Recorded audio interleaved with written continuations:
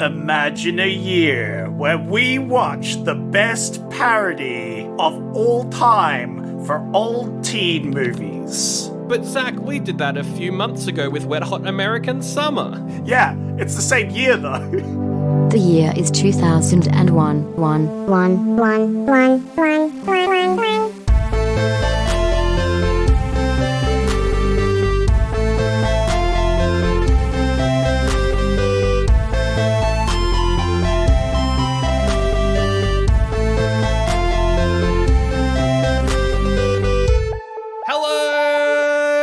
Welcome to not another episode of Oldie But a Goodie. Oh my, what is this? It's a parody of podcasts where I am Sandro and my co-host is Zach. We're parodies of podcasts. How? We aren't. I don't know.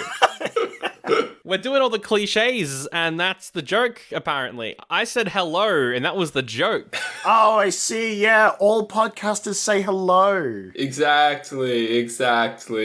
So it was a little too deep for my... Yeah. You need to tone down your intelligence down here. Oh, well, joining us for this parody review of Not Another Teen Movie, it's a guest, and because all podcasts have guests, we also have a guest. Oh, and the guest is a man, too. it's so meta. It's Jack McGorlick. Hello. Hey, how's it going? Oh, I liked that joke. You said, hey, how it's going, which is a great parody. Yeah, of how people communicate, yeah. Yeah. Oh, this is going to be a great episode.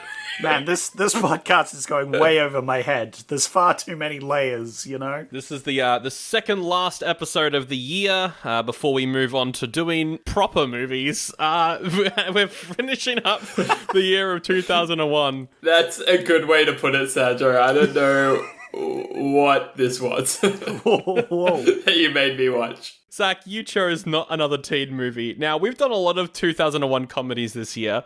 Some of them have been good, mainly Wet Hot American Summer and Zoolander.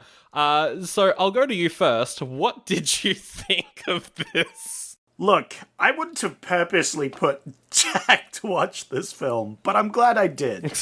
And I definitely laughed. But I also kept looking over my shoulder to make sure my blinds were shut most of the time. As I watched this in the middle of the day, it was a lot. It was a lot more than I was expecting. It had a lot of good moments. It had a lot of very problematic moments, I feel, as well. Oh, yeah.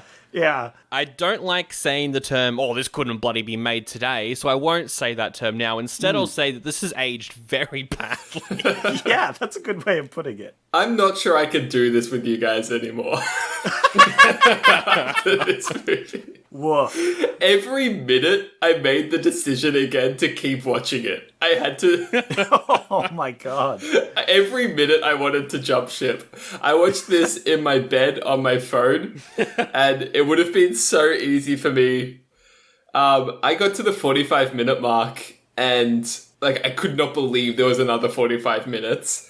It was like, are you guys runners at all? Do you run? I've been known to run from time to time. Yeah, you know when you're doing a longer run than you usually do, and you're like, I don't know how I'm gonna find it in me 10 minutes from now to keep running, but all I can do now is find it in me right now to put one foot in front of the other.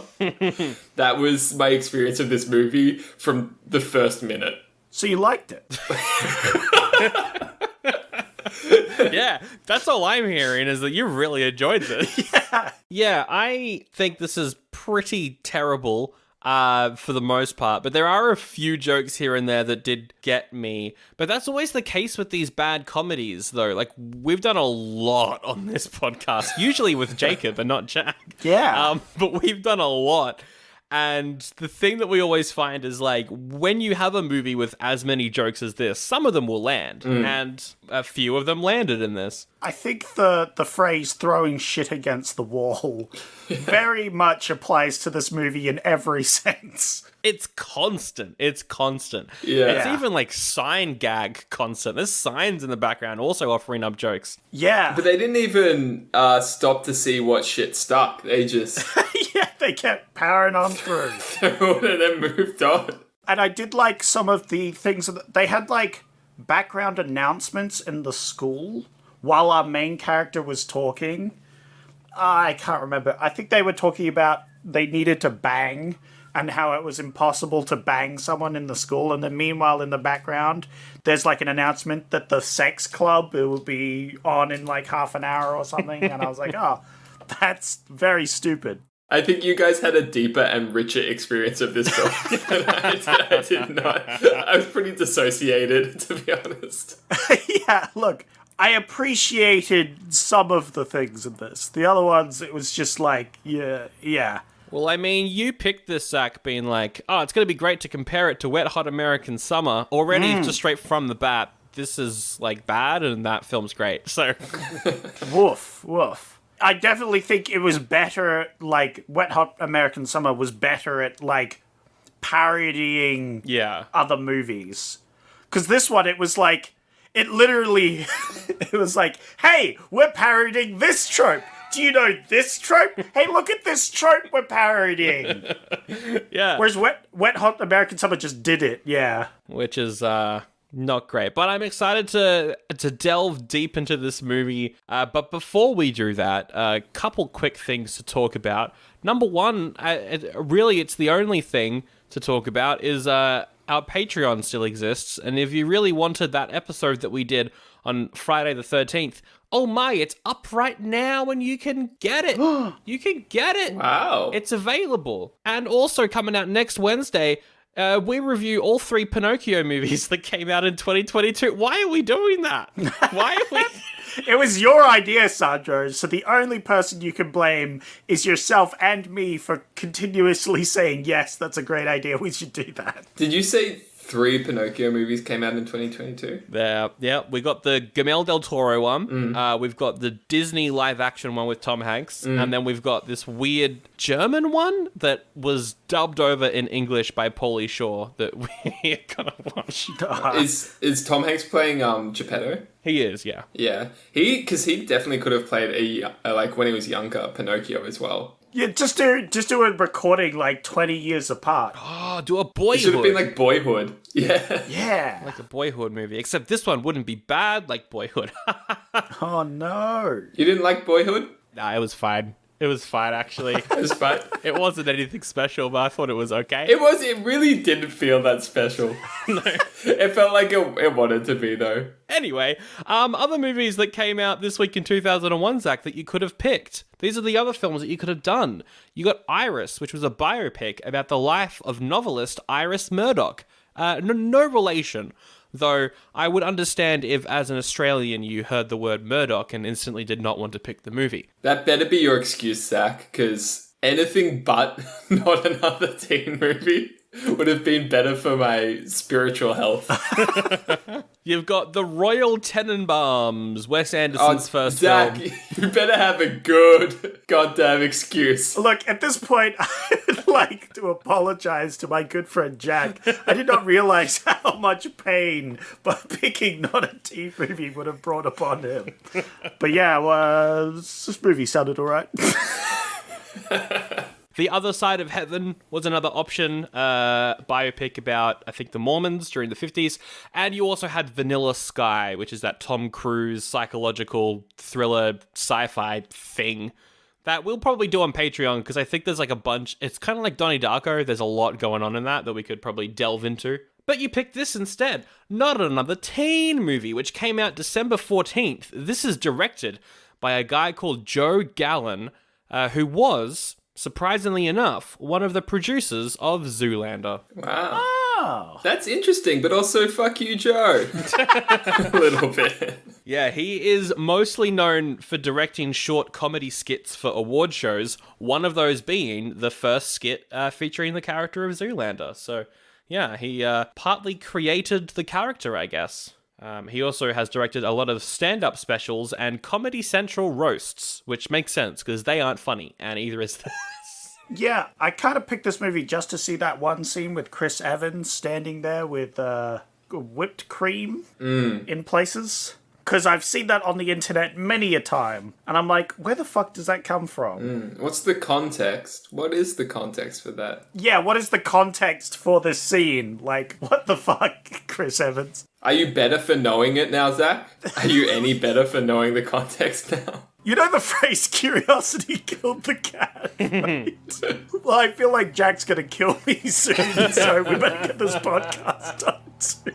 There's 5 writers attached to this. They're all also mostly known for MTV award show stuff, so I guess they write the unfunny jokes that the celebrities say when they're up on the stage. Whoa. Some of them also co-wrote Scary Movie alongside the Wayans brothers, which makes sense.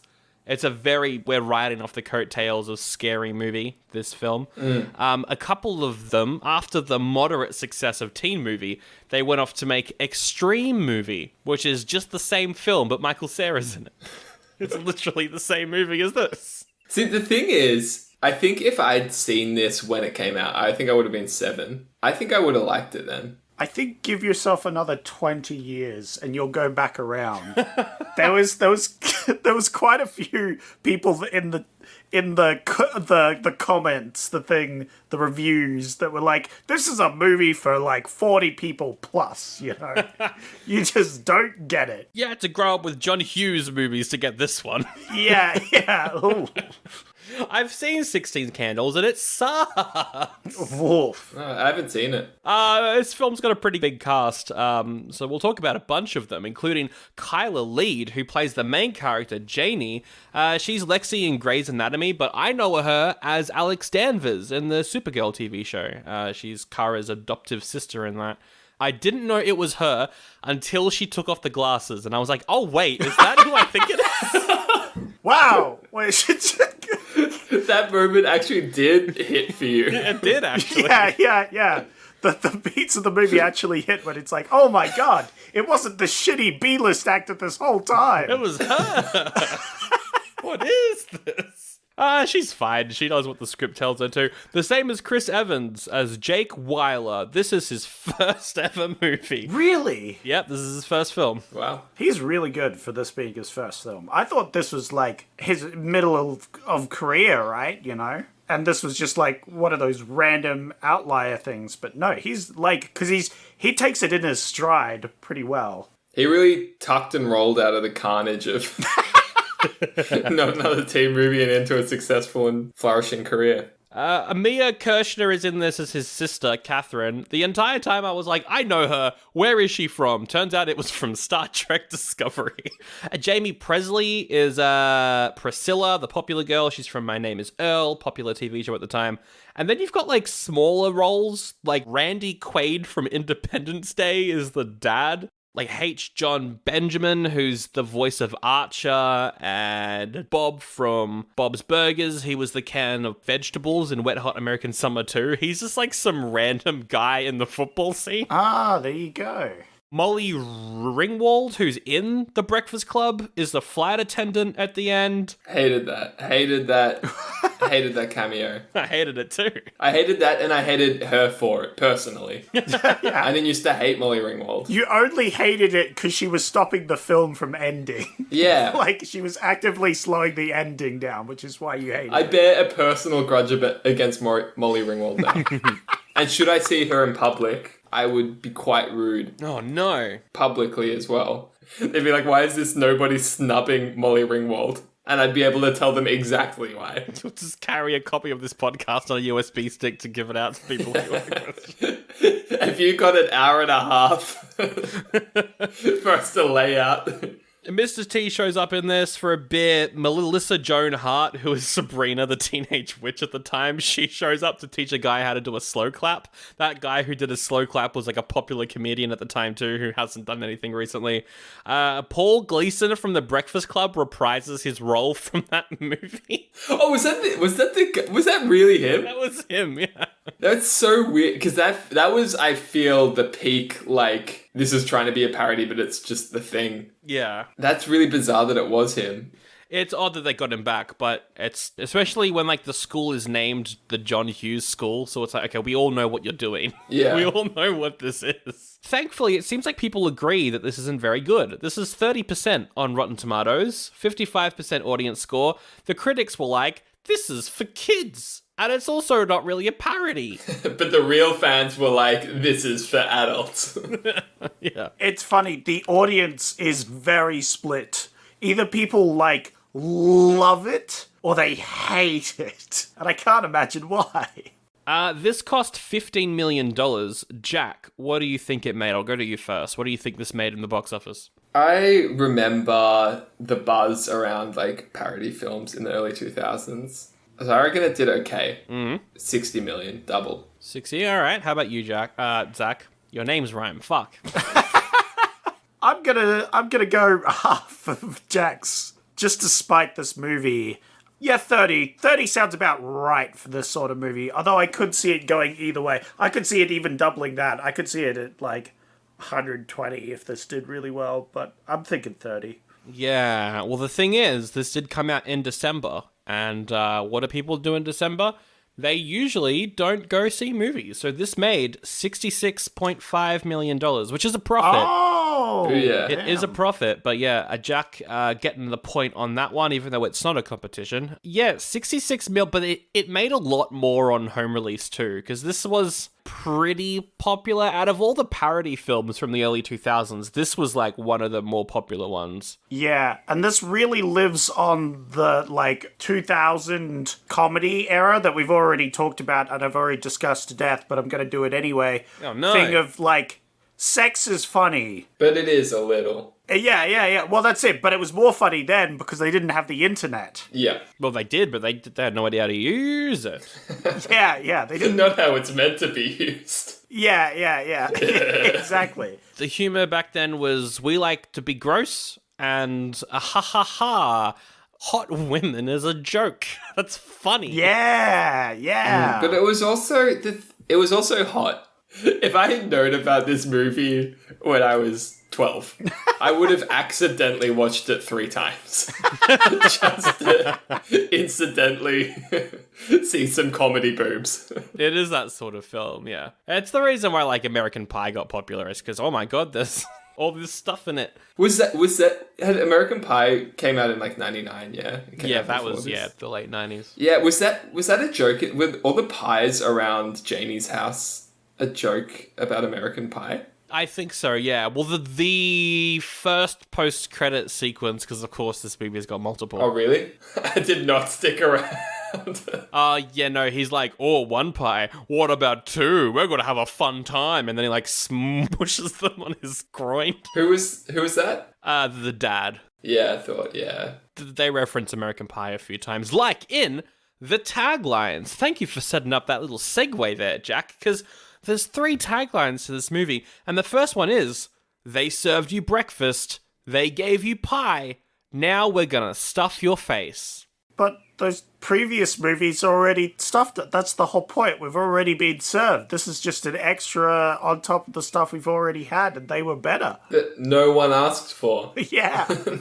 Yeah, no, that's advertising it as go watch these other films before watching this one. What a great tagline. Yeah, I love it when parody movies tell you to watch the original movies they're parodying before you watch them. Oh, yeah, wow. Could we have just watched Evolution again? Oh, yeah, that was great. Remember Evolution? The second tagline is, if you liked Scary Movie, we don't give a shit. Oh, that's cool. That's irreverent. They don't care. I don't care if you liked Scary Movie. Okay. It's like it's the same genre. It's like both parody movies, but they don't, it's like not what you're expecting. It's like, if these guys are willing to subvert that expectation of the tagline, imagine what else they're willing to subvert in the movie. Exactly. I mean, I think the only thing they subverted, though, was that Scary Movie was kind of good and this is not. Like, that's how they subverted it. That's the ultimate joke of the movie. Oh, it's like Freddy Got Fingered. It was bad on purpose. It is, yeah. My God. Oh, that makes this movie good, actually. I think that even then, no. The final tagline is, the teen mother of all movies. Wow. That's bold. I actually like that. There's not a lot you can do with the premise of this movie. I thought that was good. Okay. It's a bold statement. It's very bold, but this movie is bold.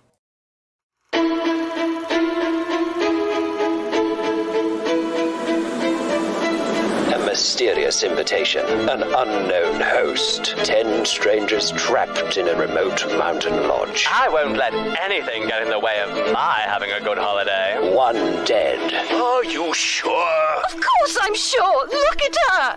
9 remain. Finding the killer will be a process of elimination. Head to the Penny Peep Show podcast to listen to our latest series, A Process of Elimination. Do it now before you get eliminated. All right, let's get into the plot. Sorry, that was a pretty funny joke right there. Sorry, I forgive. I get it. Because it's not actually a plot. Oh my god, Jack, how does this movie open? What's the first joke of the movie? The first joke of the movie, and where I started to have a bad feeling about it, is the main character, Janie, is watching a teen movie. Yep. I don't know what it is. I think it was She's All That. She's All That, yeah. Yeah, it's She's All That, yeah. And then she gets out a vibrator, as you do, and she starts using the vibrator, and then her dad walks into the... Is that right? Her dad walks into the room. Yep. I really just wish that everyone would watch it so you could, share the pain around. Yeah, I mean, the opening scene is enough to feel the pain, I think. And then you can do what I didn't have the luxury of doing and turn it off. So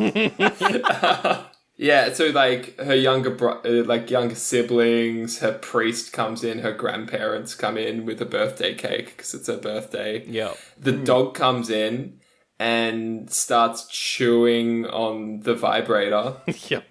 Like the other end of the vibrator. She climaxes and the vibrator goes flying up in the air and lands on the cake. Yep. With the icing going all over the faces of everyone at the party. Quite similar to Come. Yeah. The joke there is... Oh, great, yeah. And today my essay will be on how this joke is very funny. You see, Come. Come, yes. The conceit, come. My supporting arguments, come. In conclusion, come. Credit where credit. I did like the escalation of the priest coming in. Yeah, no, I was about to say that. I did like it when the priest came in. I was like, oh, this is getting silly. I didn't laugh, but I did think that's okay. I thought for a bad premise, this went somewhere. Yeah, that's one thing about this movie that I won't disparage it for. It knows how to escalate jokes. It knows how to keep going with them so they're so over the top, that they're funny, that they're absurd. But the problem is it doesn't know when to stop. It just keeps going to the point where it's not great. It's not great. But then we're over in high school. It's high school time. She's pretty set on the fact that she's never going to date anyone, and her dad's a drunk. It's basically all the setup that we need. And poor. Very poor, don't forget. And that's all the setup that her character gets. We see Chris Evans. He is the popular guy. The women throw bras at him. They throw panties. And then a jockstrap because... comedy. I liked how they had a second picture, which was him admiring himself looking at the photo. I did like that joke, actually. Yeah. But they have a first shot of him coming in, looking at himself, going, hell yeah, I'm the best. And then goes round the corner and there's a picture of him admiring himself and it's labeled him admiring himself. Yeah, that was pretty funny. Yeah. What isn't funny is there's some random kid. He's like one of the main characters. He's pretending to be Asian the whole time. Do you think they, shot, 3 scenes of the film and just went, I guess we've committed. Yeah. This is not how I pictured this at all. No, I think they were hysterical the whole time. It took so many recordings because they were laughing too hard. They were going knee slapping like, ha! This is hilarious. He's actually white. He's white. Was that the kid? Was he was in Freaks and Geeks, right? That actor. Oh, maybe. That would make sense, actually. They pointed out, they're like, hey, that guy's actually white, though, but he's pretending to be Asian. But I don't know if pointing out the joke makes it better. But this movie certainly commits to pointing out the joke to make it better. Yeah. So I guess it must be. They also steal jokes. They steal jokes, because there's the one black guy in the school. Oh, and he's yeah. like, I'm the token black guy. And that's just from South Park. That's the South Park joke. They just stole the South Park joke. To be fair, there's only so many tropes in the world. That's true. And South Park has made fun of most of them, so... Yeah. You can't bring up good parodies, Sandro. That's unfair to compare this to good comedy.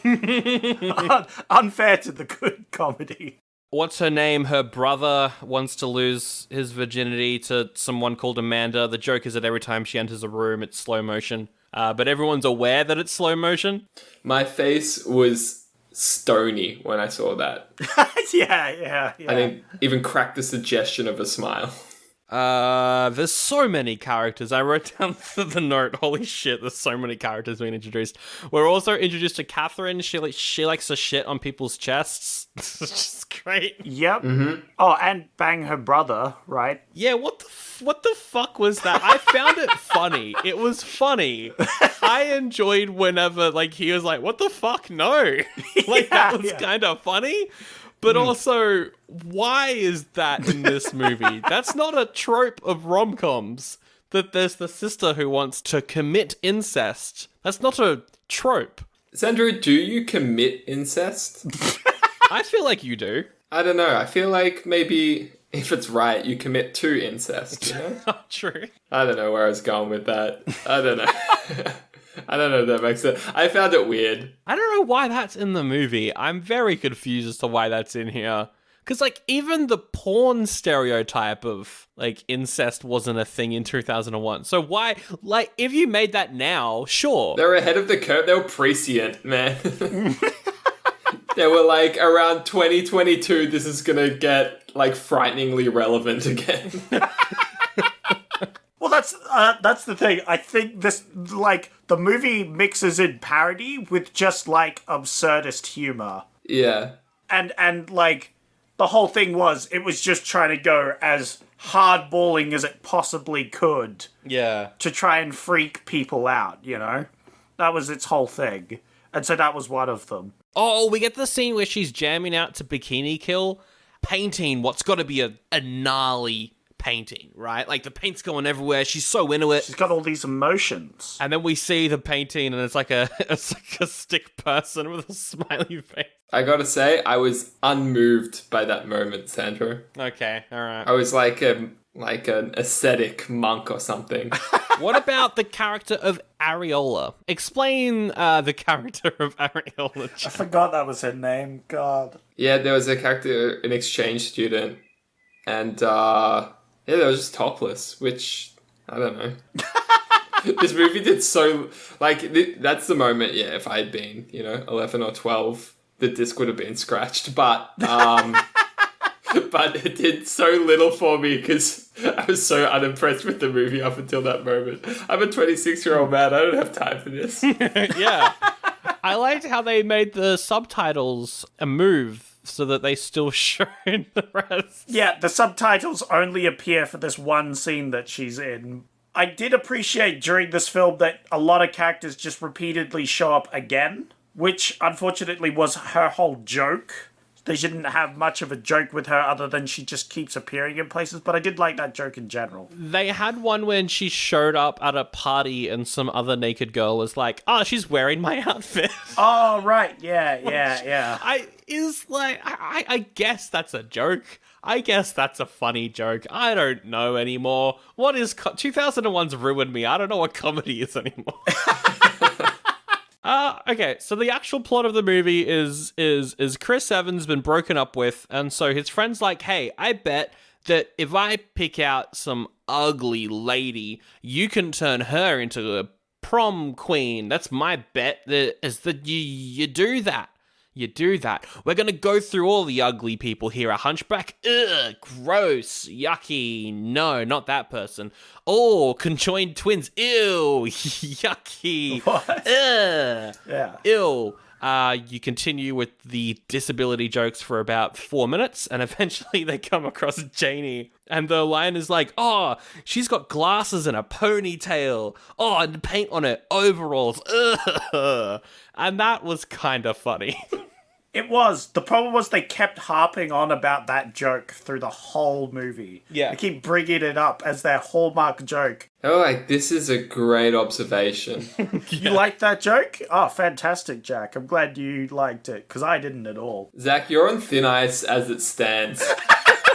I want to see the life go out of your eyes as they went out of mine. I want to know why Zach's on thin ice, because this is our podcast and you're a guest. Who's he on thin ice with? Excuse you, Sandro. You are also on thin ice for enabling Zach. What's your response to this, Zach? Winter is coming to an end, and this ice cannot hold out forever. We've already announced that we're doing another year. I'm going to have to be very careful. Not the way Zach keeps stamping about. I'm gonna have to spread out my cheeky criticisms very thinly to spread it out over the ice. What if we just do, for the next half hour, it's just me threatening Zach and occasionally Sandro when he gets in the way of that happening? Oh, great. This is great. Do you reckon there's enough juice there for another 30 to 35 minutes? The writers of this movie probably would have thought so. If we explained the joke more, I feel like we could really stretch this one out to last the entire podcast. But Zach, I do want you to know that you did a bad thing that day. Like a verifiably evil thing when you chose this movie. Great. I'm glad we've got the alignment of my actions done. All right. Now we've got that out of the way. We can resume with the plot. I'm seeing my karmas just going down, and there's a pop-up. Everyone disliked that. Oh, Zach, I'm gonna let you explain this scene. And all I'm going to give you is to know what scene it is girl go pee-pee, not something I want to see. Oh, God. I forgot about this. I erased that from my memory successfully, and then you brought it back. Okay, well, if you've forgotten it, Jack, let me explain it in detail. It came back like goddamn Jason Bourne. You're getting flashback. You're going to murder a couple of teens in a fucking air vent. Because that's what happens. There's a vent labeled vent to girls' locker room. Yep. Max capacity, two boys. Two horny boys. 2 young adults or something. 2 adolescent boys. 3 of them go up there, but they miss some sort of sexy scene that happens in the girls' bathroom, so they keep going. And then they see a girl going to the toilet. And they're like, ew, gross. But one of them's like, don't knock it till you try it. And then they watch her, and she starts taking a mad deuce. Yeah. To be fair, I've had many similar deuces in my day. Yeah, no. That's fine for boys. But the joke is, Zach, she's a woman. Wait, this is a woman? Yeah. Oh my God, that's hilarious. I know. She's doing a big shit. Yeah. She's taking a big deuce. And they're like, ew. And then the whole ceiling collapses. Several floors collapse, and we go into a classroom where currently a teacher is berating the class for their bullshit. And as he says shit, the toilet falls through and starts spraying shit everywhere. You know, he's saying stuff like, toilet humor is gross. You think it's funny? There's better sorts of comedy out there. There's the Marx Brothers, Charlie Chaplin. That's funnier. That's funnier. And then we cut between shit and then that, which is the joke. Yep. What's your stance on toilet humor, Jack? Is it funny or is it gross? I mean, this wasn't funny. And it is gross, but usually that's why it is funny. I don't have a thought-out position on toilet humor. It's just, if I laugh, then it was funny, and if I don't laugh, then it wasn't. I'm generally a bit negative on toilet humor, although it can be funny. But, like, generally, I nowadays, the problem is there's too much of it. And nowadays, whenever it happens, it breaks the fourth wall with me because I'm like, toilet humor, right? Much like the ceiling in this movie. Yeah, it breaks it completely, and then it falls down and then it sprays shit everywhere. There's this weird scene where Chris Evans is sad because he's been broken up with, and his dad's like, "Oh, I've got just the girl for you to rebound with. It's your mum." It's like, what? I found that absurd and funny. If that was in the context, like, I did find it funny in the context of this movie, but I also think that could have been a great off the wall joke in another movie as well. Yeah, right. Yeah, just like the absurdity of trying to gift your mother to your son. Like, I did find that I liked it. It was funny. Yeah. It was just like, it's bizarre that Evan's family, I think he says it at one point, it's like, what the fuck is wrong with this family, is something he says. Yeah. Which was funny. In a movie that had earned my trust up to that point, I would have pissed myself. Yeah. But this movie did nothing to earn my trust, and so I was suspicious on what its intentions were with that joke. Yeah, that's a it's good weird. way to It put never it. comes back anything like that, other than his sister also tried to bang. Oh, I like the scene where they reveal that it's his sister, where he's like, "But you're my sister," and she's like, "Only by blood." Only by blood. Yeah. I also found that funny. Look, I'm saying there's some good jokes in this film. Unfortunately, there's a lot more worse ones constantly. Oh, one joke I loved was, like, he's trying to make an impression on Janie, and one way to do that is to sing them a little serenade, make a public gesture, sing them a song. So he does that. She's out on the green, he's got the microphone plugged into the speakers, he's singing a song for her. The only song that he could think of with the name Janie in it is Janie's Got a Gun. And so he starts to sing that, and then all the students take the lyrics literally and run away, which is a funny joke. To escalate it, the cops start to rock up, which is funny. And then she gets tased, which is also funny. I thought that scene was a pretty good joke. I liked the whole steps of she tells him how to seduce her, and at every single step he fails spectacularly. That was alright. But yeah, that whole sequence ends with her going over to his house, and he's like, "I made a cake, do you want some?" And then he walks out naked, but with... Yep. I'm so glad I got the context now. Yay. Was it worth it, Zach? Can I just ask you that? Was it worth it? Well, when he turned around and I found out he had a banana up his ass. No, it wasn't. Zach, just think about what your friends have done for you. Just think about Sandro and I in all of this, Uh-huh. You go on your little flights of fancies. My flights of fancies involving a banana up Chris Evans.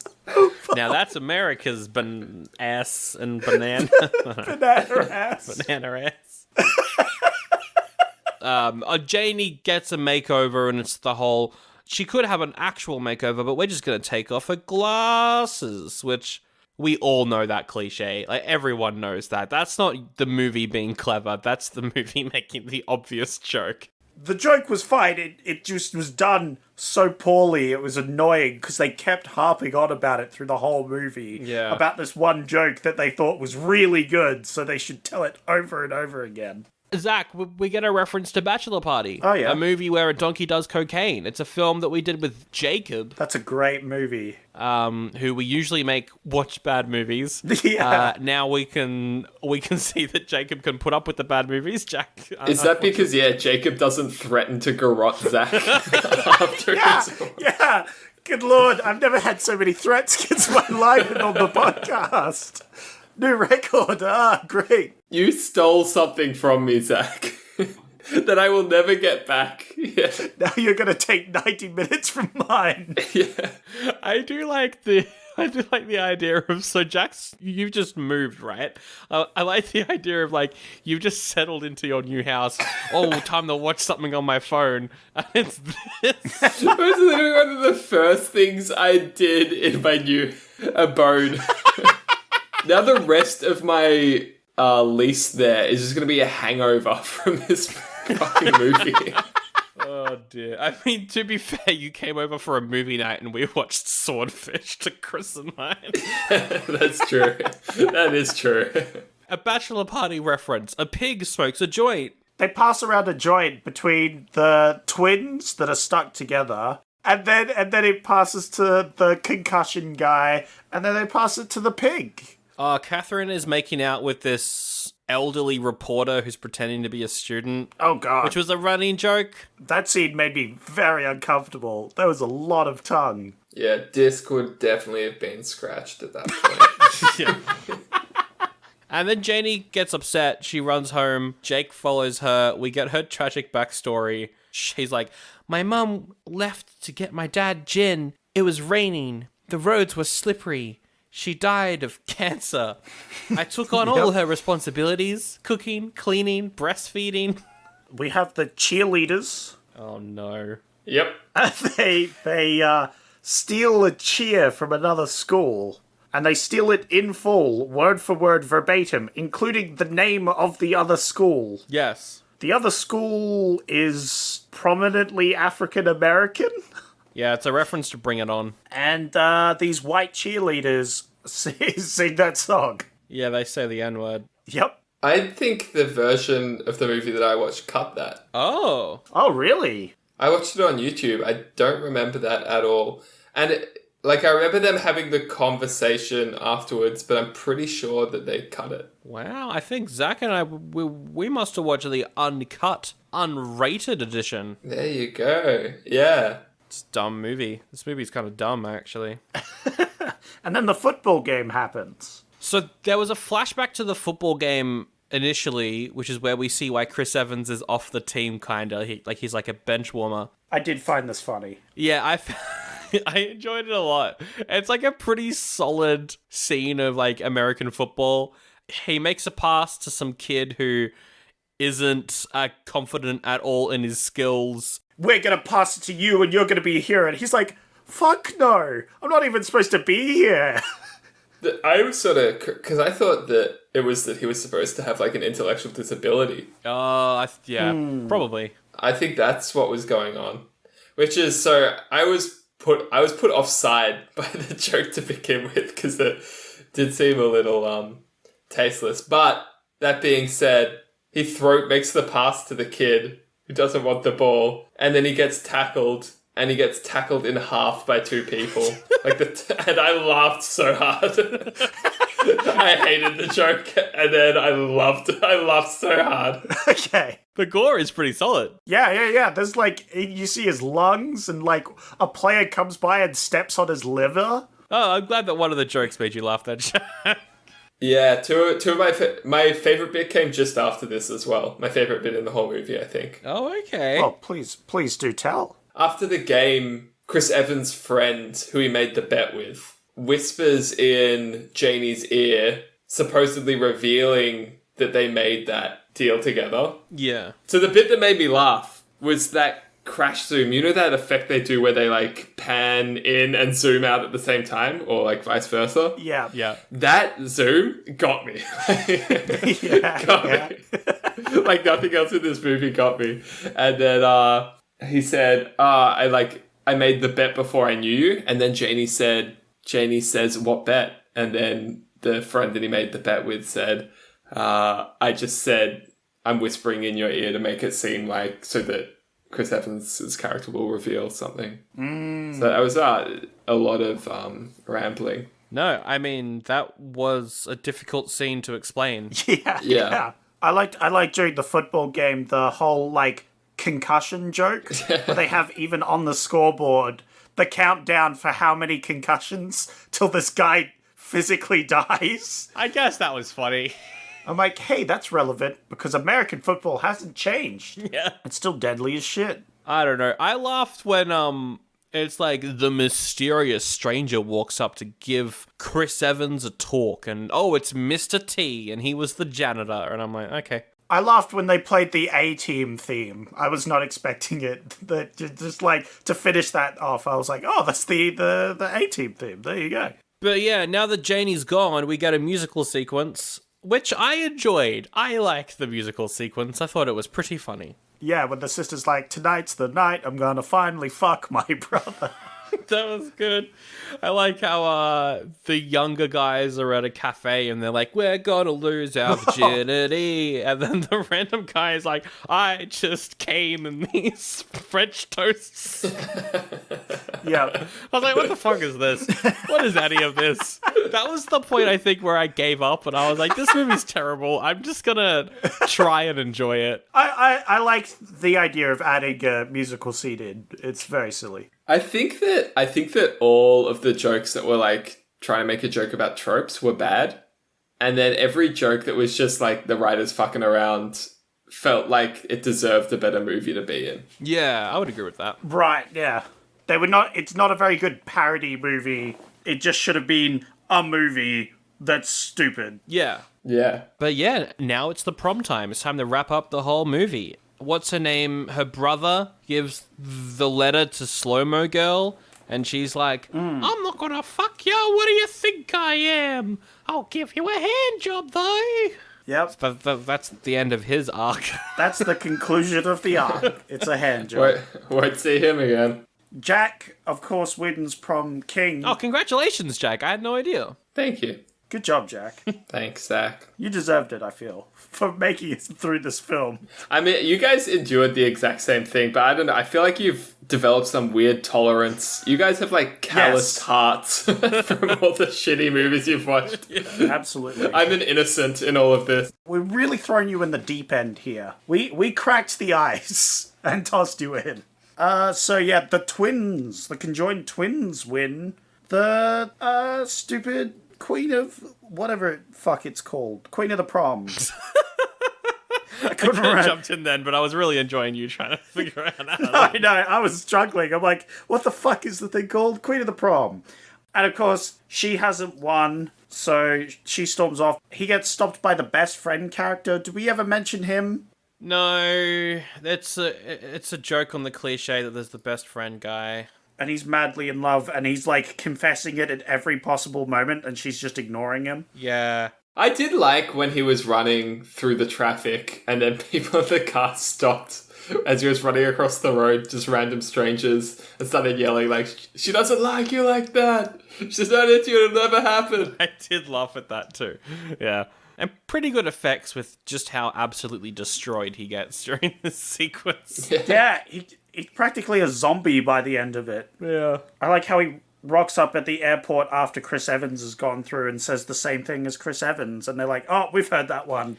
Yeah. Oh my god. Another one of these jokes. I think it was in Crocodile Dundee and the incest movie, but the joke being that Chris Evans rocks up at the airport. He does a whole speech about, there's a lady getting on the plane, I love her, you gotta let me through before she boards so I can tell her. And so all the people are like, yep, no, go on through. And then even the security guard are like, oh, our thing's beeped, but nah, go on through.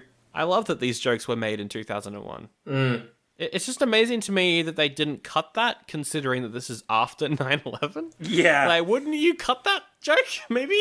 And then the lady from 16 Candles is there, and she's like, you're both idiots. You're going to get pregnant at 17, and you're going to be in debt for the rest of your life, and this love's not going to last. I hated that. And for it, I hate Molly Ringwald, as we've already established. I now hate Molly Ringwald. She's on thin ice. She cracked that ice.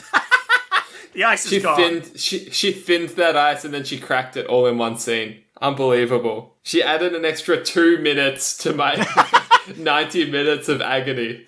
It felt like 5, though. That scene lasted way too long. Good lord.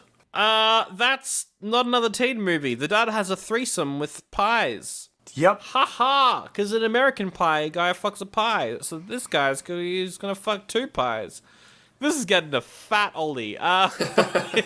Or is it worse than an oldie? I think Jack would definitely say it's worse than an oldie. Yeah. I don't know what to do about this, guys. I honestly don't know what to do from here. I feel like I need to visit like a church or something. Well, here's the thing, like, it had some jokes that were funny. Yeah. The problem was, it's like having these really nice, delicious cherries just in a big pile of shit. Yeah. Like, it's not great. Sugar-coated shit is what I'd say. Yeah, I don't know what I'd give. I mean, it's an oldie for sure, but Yeah, it's an oldie. like it started Chris Evans' career, so that's a plus. I liked Chris Evans in most of the scene he's in. I liked all the jokes, I think, with him. Yeah. You know, I think it's not the worst movie we've watched. It's just like, whew, Yeah, it's pretty yikes. whew. An oldie from you, I'll give it an oldie too. How about you, Jack? Is this an oldie? This is an oldie. This isn't a goodie for you? Zachary. Zachary. Oh, sorry, I forgot I was on thin ice. I'm so sorry. It's an oldie. Okay. Hey guys, it's Julie and KB from Elvis Lives, a conspiracy theory podcast. What do we talk about, Julie? Conspiracies. No way. What kind do we talk about? Celebrities, government, Time travel. Ooh. Tune in every Monday. What day? Monday. What was it? Monday. Oh, Monday. Monday for your fill of conspiracy theories.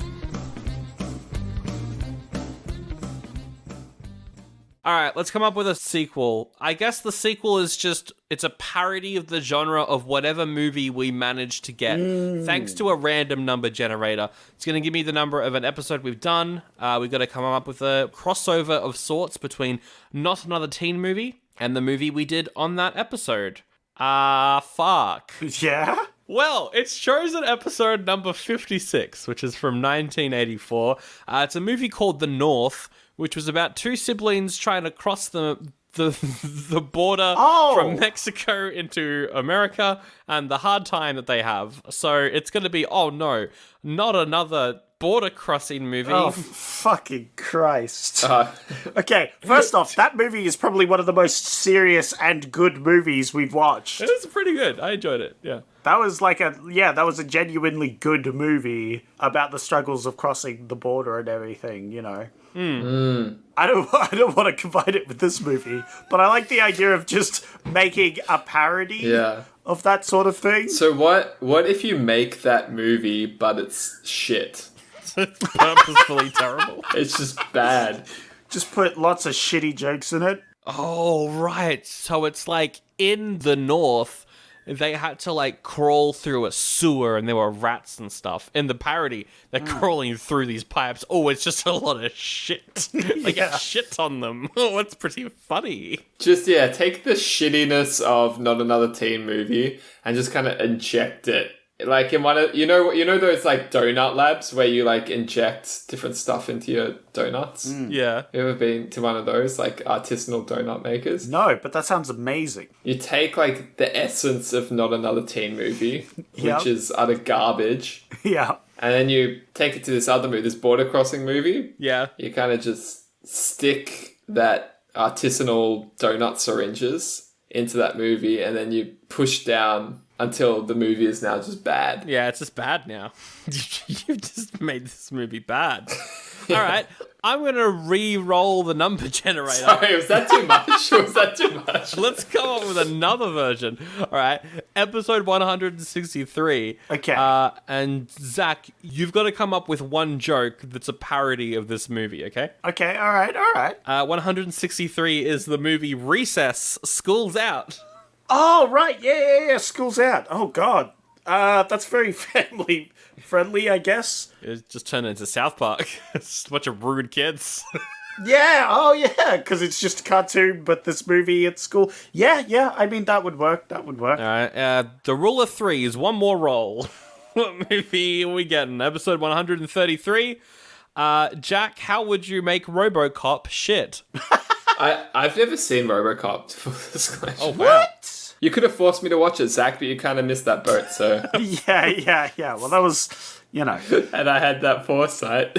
Yeah, and I had that foresight, obviously, but yeah. I'm gonna have to pass. I'm sorry, I don't know how to answer this question. That's fine. We'll do one more roll. One more roll. Jack comes up with a shit joke for episode number 63. What did we review on 63? We reviewed The Ice Pirates. Holy shit. Yeah! Hey! I wouldn't want to sully the Ice Pirates with this, but I don't know, just put in a lot of off-color Tourette's jokes. Oh, right. Oh my god. All the robots have Tourette's. Yeah, make the robots. I was about to say the same thing. Make the robots. It's terrible. I hate this game that we're doing right now. This is the worst. Yeah, just to kind of like make it tasteless, like very tasteless. That's enough of that game. Let's do another one.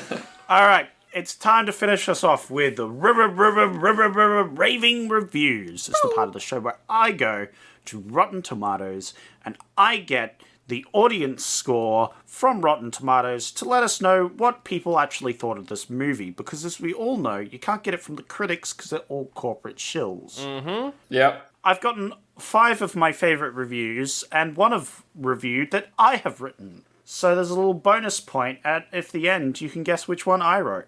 I'm going to tell you the review and you have to guess between 0.5 and 5. Carter says, whatever happened to this genre?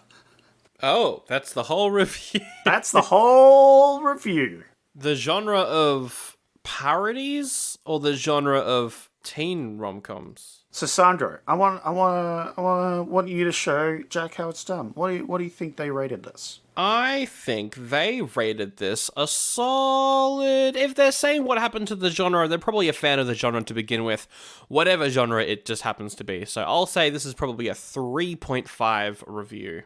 I think they were bemoaning the loss of their favorite genre. So I'm going to go 2. 2. Well, Jack, you are right on the money because it is 2 out of 5. Yeah. You have someone you might not agree with, which is Joshua, says, shit's funny as hell. And it's a classic. Yeah, Joshua. I like Zach, I like you as Joshua. Could you be kind of, next time we hang out, can you just kind of embody, like inhabit kind of Joshua's aura? You know what I mean? Shit's funny as hell, man. Let's go. Yeah, take on that energy. Woo! You go a long way to restoring your standing with me. Like, oh, he's kind of a fun guy. But I'm not sure if I'd like Joshua, but I like you as Joshua. Right. Okay. Remains to be seen.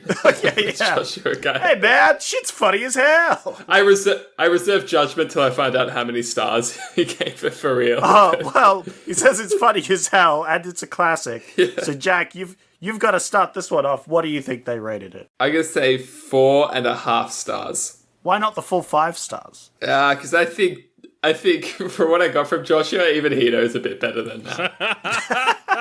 Maybe that was your interpretation of the character, but that is true. You got to look out for that. I bring a bit of character to these characters. Exactly. Well, I would say that while I think you're correct that the way that Zach was playing the character wouldn't give this a full 5 stars, I also bring up the point that someone who would say something like, shit's funny as hell. Shit's funny as hell. Like someone who would say, shit's funny as hell, bruh. Like that's someone who 100%, without a doubt, is rating this 5 stars. They don't give half stars to people who speak like that. They don't. Fuck with half They don't stars. know the half stars exist, yeah.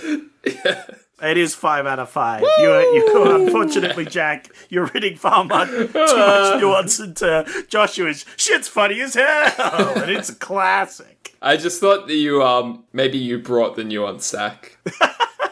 People are gonna start hustling for that Joshua role like they hustle for the Joker, you know. Can join other iconic characters such as Jason Station. Hello, I'm James Station. No, I'm saving that for the final episode of the year. Oh no! God, I hate him. Speaking of people I hate, it's Zach. Spelt correctly. That is with a H at the end of it. This is possibly the worst spoof movie I've ever had the misfortune to watch. Full stop. Very unimpressed. Full stop. Way too much sexual content. Full stop. It's just unnecessary. Full stop. He didn't feel the irony there of how many full stops he's putting into his sentence. Weak jokes with good delivery. Dash. It's odd. Full stop. Can't recommend. Full stop. I like this guy. Yeah, I think he's on a bit of he's definitely on thin ice using all those full stops. This is definitely 100% a 0.5. This person hates the movie. You can tell by how many full stops they put in. Also, what a prude, honestly. It did say weak jokes with good delivery. Yeah, but this is the sort of person who sees a bad joke. They're such a prude. They see a sexual joke and they're like, 0.5, I'm gonna get my picket fence out. They definitely can't recommend. Yeah. I'm going to play the game and just go 1. Well, we do tend to play by closest wins. So if Sandro doesn't get this, you are guaranteed a point. It's true. By picking that number. So that's a good number to pick, I'd feel. And you are closest, because it's 1.5 is what they rated this. Those good performances. Yeah, those good performances did enough for this guy, for Zach.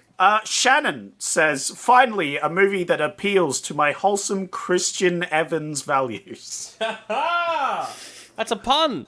Yeah. I'm going to go 4. I think this review only exists so that the person could make the pun, which usually means that it's not super positive, but it's positive enough. I'll say it's like a 3. It's a 3. It's a 1 out of 5. Oh my god. So Sandro gets the point.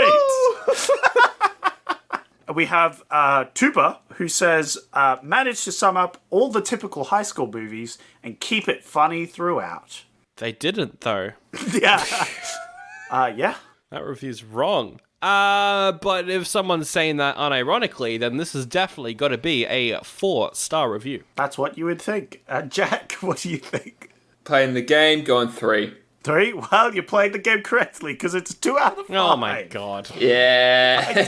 I don't know. This review just confused me. Yeah. And finally, we have Augustia, who says, not another dumb-ass movie.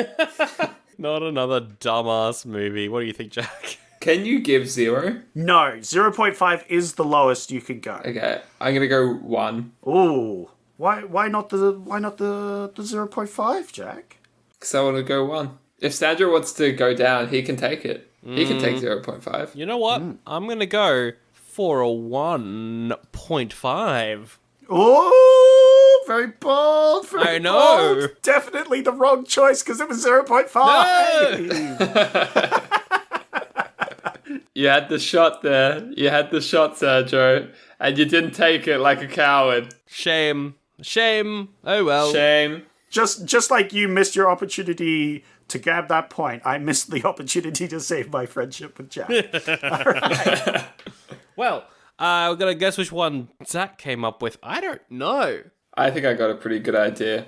I reckon Zach knew the role of Josh too well. Oh. Zach, you played that role of Joshua. You delivered that role with such nuance. You inhabited that character. It's like you'd lived with him. It's just a stupid review and I'm stupid, all right? I can do stupid well.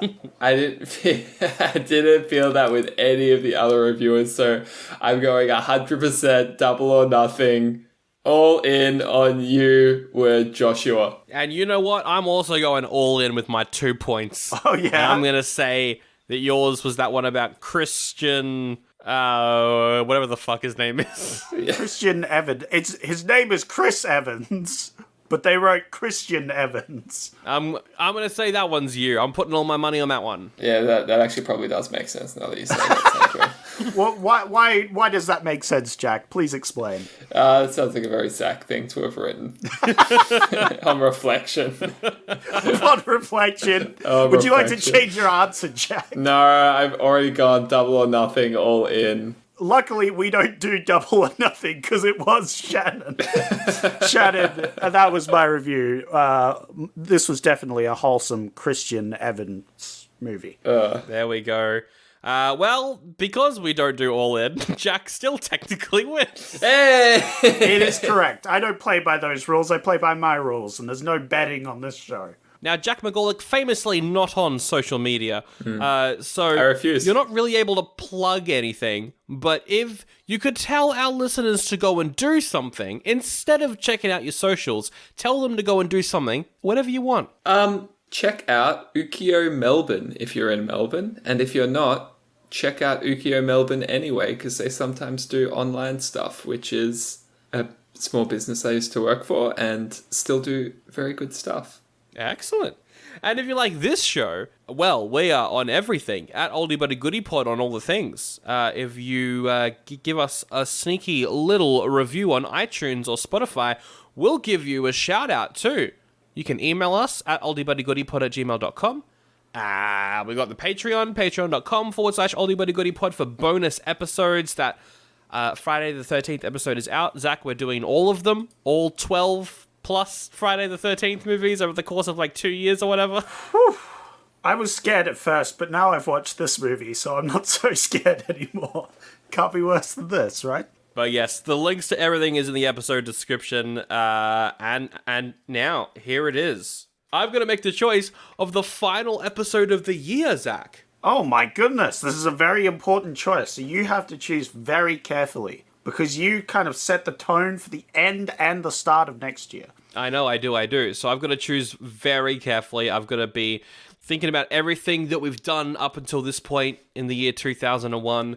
A great selection of films that we chose. I've got to try and honor them. Disagree. I'm going to try and honor them.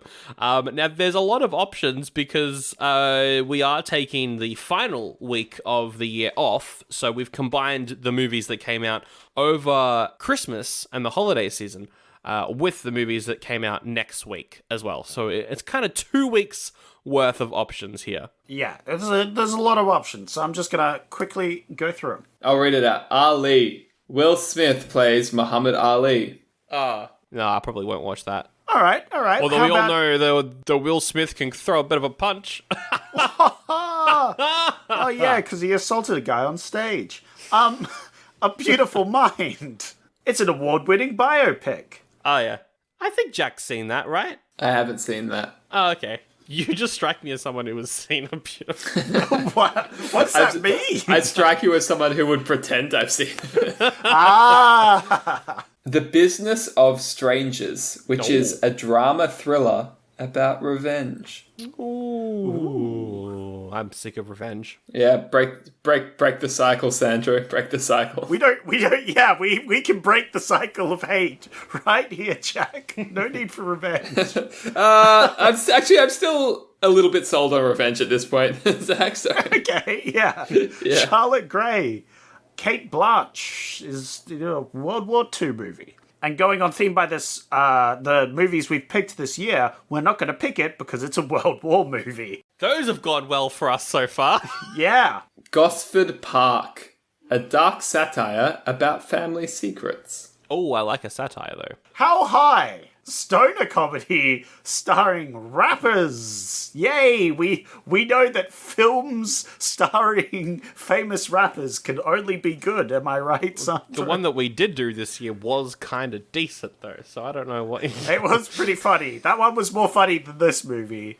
Just mainly MMM's performance. Yeah. That's about it. I am Sam. I thought you were Jack. Dad with disability tries to get custody of kid. No. Is that a movie, or are you trying to explain something like you're now Sam? I'm confused. No, the movie is called I Am Sam. Zach, right. Don't be obtuse. Okay, Yes. okay. That's true. Unbelievable. These are terrible options so far. These are fucking bad. Yeah, these are pretty bad. Hey, speaking of terrible, Jimmy Neutron, a boy genius. That is one of the movies I was hoping was earlier in the year. That really only came out at the end of the year? That's probably why it was so successful. Yeah, well, yeah, no, that's crazy. I was just, because, I thought that was a middle of the year movie. Joe Somebody, which is a movie that I liked when I was a kid. Tim Allen has to fight workplace bully. Oh, Tim Allen. We like Tim Allen. Kate and Leopold. Hugh Jackman, a rom-com, but with a bit of a twist here. It's got time travel. Oh. It's a rom-com with time travel. Probably not. I mean, Hugh Jackman, but nah. I like the idea of time travel, but I don't want to do a rom-com. Okay, Lord of the Rings, The Fellowship of the Ring. It's basically nerd shit, is what it says here. Nice. Yeah, no, it is. Yeah. It's pretty nerdy. Yeah, it's Lord of the Rings. And then finally, The Majestic. Jim Carrey is suspected of being a communist. Oh! It's set in the 1950s, so that's actually a big deal. You know what? That actually, out of all these options, that might be the one that I would pick. It's got 42%, so it might not be great. Oh. But I do like the idea of, like, that era of cinema when everyone was being blacklisted from Hollywood because they thought they were communists. Oh, yeah. A movie set then could be really interesting. Jack, what would you pick out of all these options? Joe Somebody. Yeah? Was it a good film? Yeah, for the nostalgia. Do you know what I'd pick for the nostalgia? Jimmy Neutron, Boy Genius. Not as nostalgic as Joe Somebody, for me, personally. Well, here's my thing, though. And also, I'm just oppositionally defiant when it comes to Zach's choices now. That's fair. I mean, okay, so the best movie out of all these is Lord of the Rings, but Obviously. I know that's if we do one, we have to do them all, and I just nah. I don't want to do. It's the same with Harry Potter. If we do one, Oh yeah, we you're have to do 'em picking. all. Oh, if I was picking, I could watch all of them. Yeah. Damn it. I mean, I already do watch them like at least once every 2 years, so I just Lord of the Rings. We all know it's amazing, so no, I won't pick that. I would pick the Jim Carrey one, but originally we did 2001, so we could go back to childhood favorites and see if they were any good. And nothing gets more. Is this actually going to be good than Jimmy Neutron? Because I don't know. I don't think it's good. Yeah, Jimmy Neutron. And it's the last episode of the year. Let's go out with some dated animation. Oh yeah, it's like all CGI as well, Yeah. or all animated CGI. Oh god. So I will pick Jimmy Neutron, but Jack, we can watch Joe Somebody. We can relive your nostalgia some other time too. Let's do it. I'd appreciate that. Zach, you can come, I guess. But you better watch it. Jack is definitely going by the burnt once, twice wary motif Dot here. your I's and cross your T's. Watch your P's and Q's. And I will. All right. Well, next week, Jimmy Neutron, Boy Genius to wrap up 2001. Zach, let's wrap it up with the best quote from the movie that we just watched, though. This episode, not the year, obviously, because that's next week. My favorite quote is, "You're the most beautiful thing I've ever seen. And no, I don't mean that plastic bag." Pan to a plastic bag with the most beautiful thing I've ever seen written on it. I think that was a American Beauty parody. Oh, is that what it was a reference to? Yeah. What's your favorite quote from the movie, Jack? I liked when Janie and her dad were having a heart-to-heart conversation. He said, "I know I wasn't always coherent or conscious." Yep. I think that's the line. That line stuck out to me. That was good. I think it was one of the few times I cracked a smile, so... I think my favorite quote, which goes back to a previous movie we've watched, and I feel sums up this movie quite well, is "Wham bam, what the fuck just happened?" Wham bam, thank you, sis. Wham bam, what the fuck just happened? Not another wham bam, thank you movie. Yeah, let's never do movies that involve incest ever again. Please never.